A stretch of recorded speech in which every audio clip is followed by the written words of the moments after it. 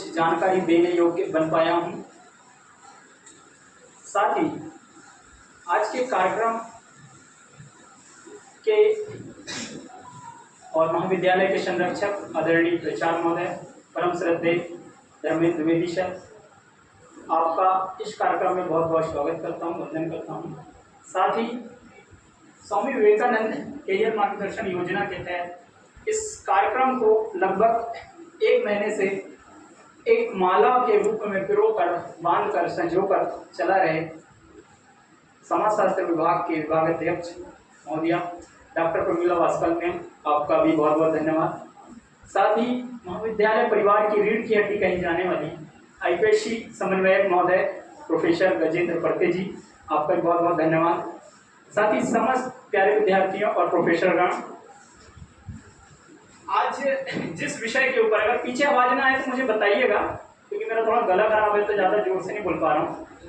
आज जिस विषय के ऊपर हम लोग चर्चा करने के लिए यहाँ एकत्रित हुए हैं, ये विषय भारत की शौर्य, भारत की शक्ति, भारत की तकनीक और भारत की एकता को प्रदर्शित करने वाली ताकत के ऊपर विषय पर चर्चा करना है हमें।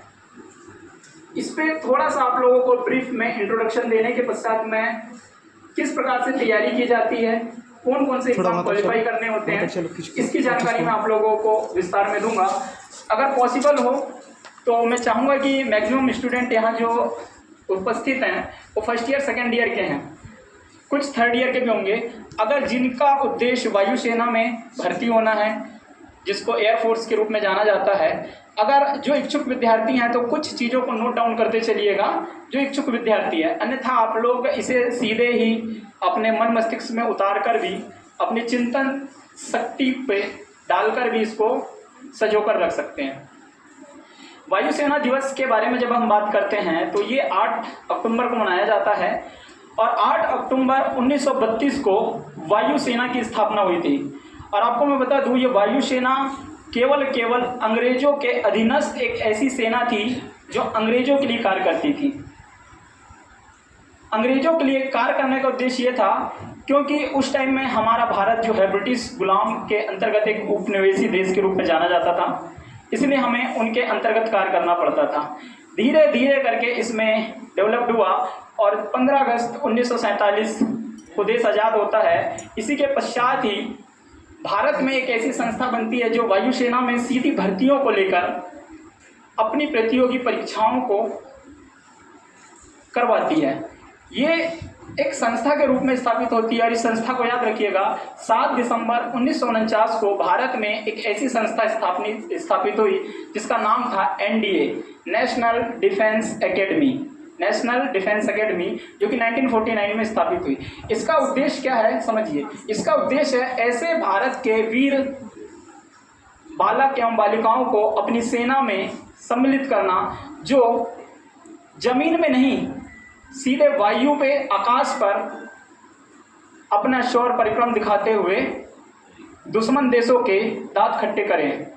तो ये एनडीए है जो आपको पहली तौर पर भर्ती परीक्षा के रूप में लेता है और इसकी स्थापना 7 दिसंबर 1949 को हुई। अब जब इसकी स्थापना हो गई तो एग्ज़ाम कराने के लिए भी एक बहुत बड़ी संस्था चाहिए। ये तो एक ऐसी संगठन था जो कि आपको सम्मिलित कर रहा था, तो इसके लिए एक और ऑर्गेनाइजेशन की स्थापना होती है जिसका नाम था यूपीएससी। तो आप सभी लोग जानते होंगे केवल यूपीएससी से आईएएस ऑफिसर, आईपीएस ऑफिसर नहीं बनते, इससे देश की वायुसेना में जाने के लिए भी एक मार्ग के रूप में काम करता है जिसका नाम है एनडीए। इतनी चीज ये मैंने आप लोगों को हिस्टोरिकल बैकग्राउंड के रूप में बताया। अब हम आते हैं अपने अहम मुद्दे पर जिसके लिए मुझे यहाँ पे बुलाया गया है कि कैसी कैसी भर्ती परीक्षाएं होती है और कैसे कैसे सिलेक्शन होता है। तो आपको याद रखना है कि जब हम वायुसेना में जाते हैं तो इसमें 2 टाइप की कैटेगरी होती है। एक होती है नॉन ऑफिसर कैटेगरी और एक होती है एज ए ऑफिसर कैटेगरी, यानी कि एज अ ऑफिसर, और एक होता है नॉन ऑफिसर।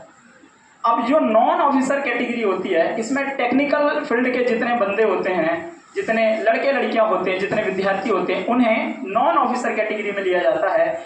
और ये जो भर्ती होती है इस भर्ती को 2 कैटेगरी में डिवाइड किया जाता है। एक होती है एक्स कैटेगरी और एक होती है वाई कैटेगरी। एक्स कैटेगरी जो होती है बेटा, ये कैटेगरी आपको टेक्निकल फील्ड के लिए सेलेक्ट करती है। किसके लिए? टेक्निकल फील्ड के लिए। और जो वाई कैटेगरी होती है, ये वाई कैटेगरी में आप लोगों को नॉन टेक्निकल कामों के लिए रखा जाता है। अब दोनों में ध्यान रखिए, जिन विद्यार्थियों को टेक्निकल फील्ड में जाना है, इसके लिए दो सबसे महत्वपूर्ण चीज़ है कि जब आप 10वीं जब आप करें, तो 10वीं के बाद आपका 11th में जब सब्जेक्ट चूज करना होता है, तो आपको यहाँ याद रखना है, टेक्निकल फील्ड में वही विद्यार्थी जा सकता है जिसका 11th में मैथ्स और फिजिक्स सब्जेक्ट्स रहा हो, मैथ्स और फिजिक्स। अगर ये दो सब्जेक्ट आपके हैं और साथ में एक तीसरा सब्जेक्ट होता है इंग्लिश, ये तीनों में आपके 50% मार्क्स चाहिए, मतलब 100 में से 50 अंक आपके चाहिए। किस किस में? Maths, physics, English.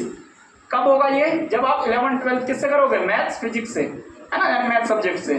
तो ये एक होता है। फिर इसी के साथ वाई कैटेगरी जो होती है, वाई कैटेगरी में आपको एनी स्ट्रीम, इट मीन्स आप किसी भी स्ट्रीम का विद्यार्थी, चाहे आर्ट्स का हो, कॉमर्स का हो, मैथ्स का हो, बायोलॉजी का हो, ठीक है, ये वाई कैटेगरी के लिए सिलेक्शन होता है। ये आपको याद रख लेना है कि एक्स में कौन जाता है, तो मैथ्स, फिजिक्स और इंग्लिश वाले, और वाई कैटेगरी में कौन जाता है? एनी स्ट्रीम, बट उसमें आपको क्या चाहिए? इंग्लिश चाहिए। तो ये दोनों कैटेगरी को आप अच्छे से ध्यान रखिएगा। और अब आती है हमारी एज लिमिट।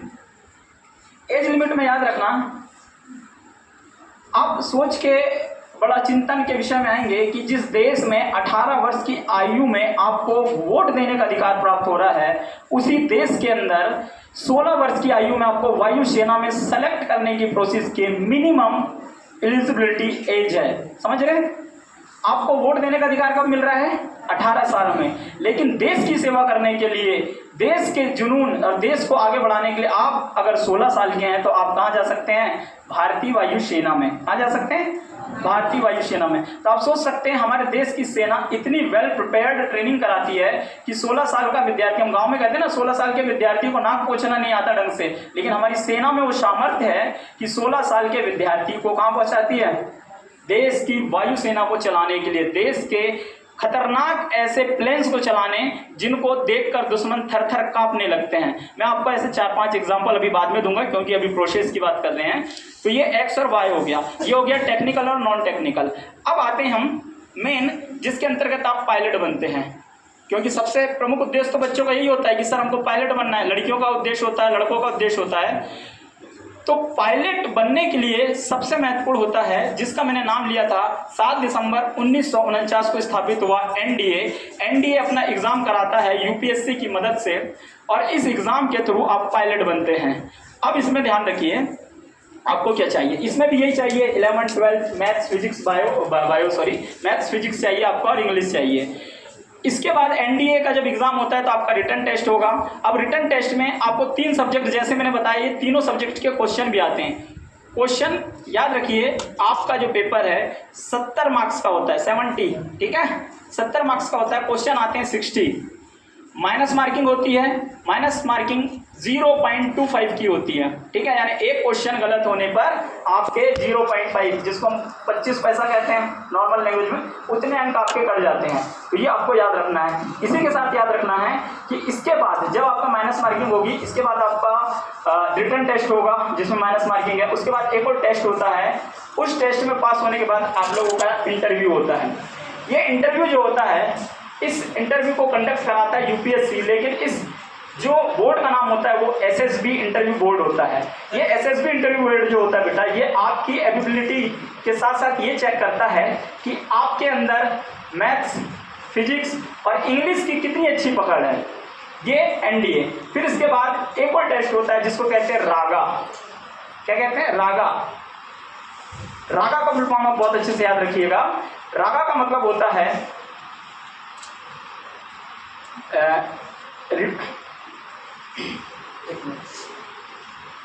रागा का फुल फॉर्म होता है रिसर्च एनालिसिस जनरल अवेयर्स, ठीक है। तो ये आपको याद रख लेना है कि इसमें शिक्षण अभिक्षमता जो होती है ना, जिसको कहते हैं हम अभिक्षमता, तो वैसे ही वहाँ पे भी एक अभिक्षमता होती है जिसको रागा कहते हैं। इसके अंतर्गत आपका एक टेस्ट होता है, उसको पास करने के बाद आपका इंटरव्यू के बाद फाइनल ट्रेनिंग होती है, और आप finally as a air force officer बन के तैयार हो जाते हैं देश की सेवा करने के लिए। तो ये पूरी की पूरी प्रोसेस थी आपको नेवी या एयरफोर्स या थल सेना, इन तीनों में जाने के लिए। अब सबसे इम्पोर्टेंट है, कुछ फैक्ट्स मैं आपको बताता हूँ जो आपके लिए बहुत काम आएंगे। अगर आप लोग शहडोल जिले से हैं तो शहडोल जिले के बगल में ही हमारा, जिसके अंतर्गत हम संभाग के अंतर्गत पहले आते थे, रीवा संभाग। रीवा संभाग की एक लड़की को आप जानते होंगे, अवनी चतुर्वेदी जी। अवनी चतुर्वेदी भारत की पहली महिला है जिन्होंने लड़ाकू विमान चलाया है। लड़ाकू विमान समझते हैं ना आप लोग, जो वायुसेना में जब भी हमको आधी रात्रों में लड़ाई करना हो, आधे दिन में लड़ाई करना हो, धुएं में लड़ाई करना हो, कोहरे में लड़ाई करना हो, ऐसे विमानों को चलाने के लिए कौन चाहिए?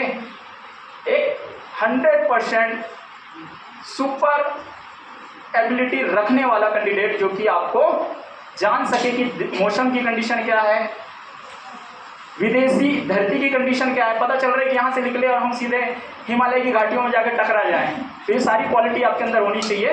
तो आपको सारी जानकारी, तो ये भारत की पहली महिला थी जिनका नाम था अवनी चतुर्वेदी।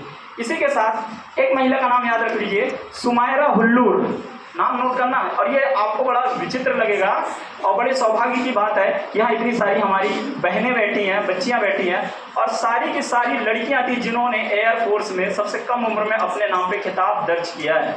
समायरा हुल्लूर केवल और केवल 16 साल की महिला है, महिला कह रहा हूँ मैं, जबकि वो बच्ची है, 16 साल की बच्ची है जिसने सबसे पहले ऐसा पायलट ज्वाइन किया था, पायलट। उसके बाद आपको एक और नाम याद रख लेना है, एक लड़की है जिनका नाम आप तो शायद नहीं जानते होंगे, केवल 15 साल की है, जिन्हें पायलट का लाइसेंस मिल गया था। यानी आप समझ सकते हैं कि कितनी कम उम्र में देश की वायुसेना को संभाल रही हैं। तो यही कम उम्र की बच्चियां, आपको मैंने कई बार बोला हूं कि जब तक आप लोगों का वाई क्लियर नहीं होगा कि आपको जाना क्यों है, क्यों नहीं जाना है। आप लोगों ने कई बार नोटिस किया होगा, कई लोगों का एग्जाम एक बार में क्लियर हो जाता है, कई लोगों का 10 बार में नहीं होता। हो सकता है घर की कंडीशन थोड़ी खराब हो, लेकिन अगर आपकी कंडीशन सब कुछ अच्छी है, बढ़िया है, वेल प्रिपेयर्ड हो, वेल कंडीशनल है आप लोगों की, या फाइनेंस कंडीशन अच्छी है, फिर भी एग्जाम नहीं निकल रहा है, तो आपका सबसे बड़ी समस्या है कि आपका वाई क्लियर नहीं है कि क्यों जाना है। यही तो कारण है ना कि इस देश के अंदर ही अंसार शेख नाम का लड़का 21 साल में यूपीएससी क्वालिफाई कर लेता है, जिसके पिताजी ऑटो रिक्शा ड्राइवर हैं। ठीक है, इस देश का सबसे यंगेस्ट आईपीएस ऑफिसर सैफीन हसन, जो 22 वर्ष की आयु में आईपीएस ऑफिसर क्वालिफाई कर लेता है, क्योंकि वाई क्लियर है ना भाई। वाई के साथ साथ इनको पता है कि घर से सपोर्ट मिल रहा है, इसलिए वाई क्लियर है। अब हमारे यहाँ पे क्या होता है कि हमारा वाई क्लियर नहीं होता, फिर आप लोग क्या हो गया, आप कितने पैसे घूमो ना लेके, जब तक आपकी इच्छा शक्ति नहीं है, आपका वाई क्लियर नहीं है, आपका भी सपोर्ट के साथ कितने मिल जाए, आपको फिर साक्षात में बोलूं कि दुनिया के बेस्ट टीचर ही मिल जाए तो आप सेलेक्ट नहीं होने वाले हो। क्यों? क्योंकि तुम्हारे अंदर से आग नहीं निकल रही है। तो ये चीज़ है, किसी भी एग्जाम को क्वालिफाई करने, चाहे टीचिंग एग्जाम हो, चाहे कॉम्पिटेटिव कोई भी डिफेंस का एग्जाम हो, यूपीएससी हो, एमपीपीएससी हो, एसएसबी हो, एसएससी हो, जो भी एग्जाम है, अगर इनमें आप लोगों का वाई क्लियर नहीं है तो आप लोगों का पेपर नहीं निकलेगा। ये सारी की सारी जानकारी जो थी आप लोगों को मुझे देनी थी। उम्मीद करूंगा आप लोगों को जानकारी समझ में आई होगी।